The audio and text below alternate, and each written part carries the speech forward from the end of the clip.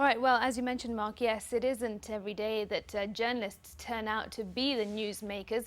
But this Tuesday, during the Dusit D2 attack, two of NTV's journalists found themselves in that very position. Reporter Silas Apollo and cameraman Dickson Onyango were caught up in the attack as they prepared to conduct an interview at one of the offices in the complex. Well, they narrated their 12-hour ordeal to NTV's Brenda Wanga. The Tuesday afternoon assignment took NTV's reporter Silas Apollo and cameraman Dickson Onyango to 14 Riverside Drive for an interview at the Commission on Revenue Allocation offices at the Grosvenor building. We got at 14 Riverside Dusit at, I think, some minutes past 2:40. It was around 2:48 or something. Of course, then we went to the CRA guys, the officers, which was on second floor. We met the communication guy who was supposed to link us to the CEO. Then we met the CEO on third floor. But before the interview got underway, the first blast shook the buildings. This moment clearly discernible in this clip.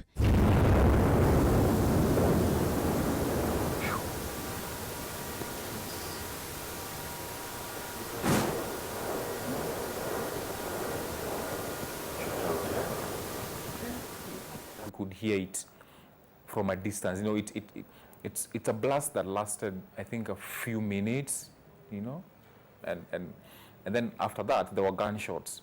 At that moment, in my mind, I hadn't really figured out that this is an attack happening on us. You know, we thought probably something else happening in another building, or some building was coming down. Silas was like, there's a guy who said that that must have been a tire burst. And I told the guys I've never heard of such. Before we could even ponder or reason what it was, gunshots were all over. That was the beginning of what would be a 12-hour siege for the two journalists alongside hundreds of others caught up in the terrorist attack. Guys were not really rushing down the stairs. It was a bit organized, the way people were walking down the stairs. And then Dickson, in his curiosity of wanting to be a cameraman and get the shots, asked me to carry the tripod and the bag, the camera bag, which also had the other equipment. So he wanted to like take a shot of what was happening. But before he even could frame and take a shot, I think that's when we realized that this thing is not as interesting as we thought. There was I think someone shot at us. You know, the people that were in that stairs. I don't know if it was through the window or they had walked into the staircase, because that gunshot was so loud and so near that everyone scampered for safety. You know, everyone went down flat. After the first bullet, the bullet that came through us, I think that's the point Silas and team went down. I found myself standing alone.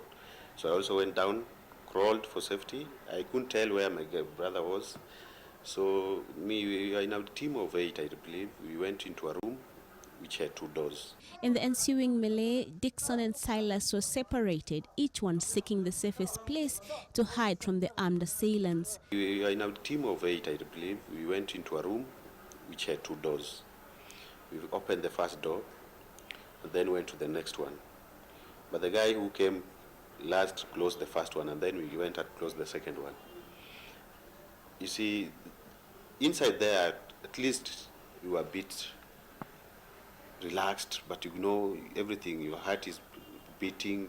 I think there were 2 washrooms. We went and hid in the first one, and then we somehow realized this is not the safest place. So we were like trying to look for another one. So the moment we got out to probably look for a more secure place, I think that's the second time I think we also shot at, you know, from outside. So they shot at us, and then we ran back and we decided that in as much as this is not the safest place to be, I think this is the only option we have. So we went and hid in.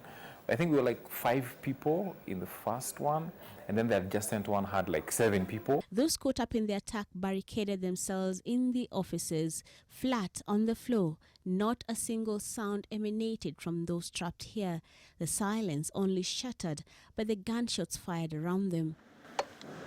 Those in this predicament were silently mouthing their last prayers. Some guys were trying to break into doors and so forth. So it's a point of making your prayers, repenting your sins. You know, it's made of so many things. and you could not even believe you'll make it outside. And for me, that was the most scariest thing. You're in a place you know you're going to die, but you just don't know when. So you keep hope alive that something would happen. Hopeful of a rescue, but also preparing for the worst outcome. I think we got to a point where we're like, I think we have to fight. If push comes to shove, we'll have to fight and fight our way out, and probably. Outside the building, efforts to get the hostages out safe and sound were picking up, culminating in the switching off of all the lights in the buildings, sometimes around midnight. The lights went off, I think some minutes towards midnight or past midnight, and that's when we were like, I think this is now an indication that nobody's actually coming. Just 1 minute shy of 4 a.m. Wednesday morning, the crew, alongside others on the second floor of the Grosvenor building, were finally rescued. Barefoot, glad to be alive and unscathed, the hostages filed out of the building and into the arms of their kin and colleagues. At that time, when I saw our officers outside, of course, it was really good. It was a good feeling for me personally.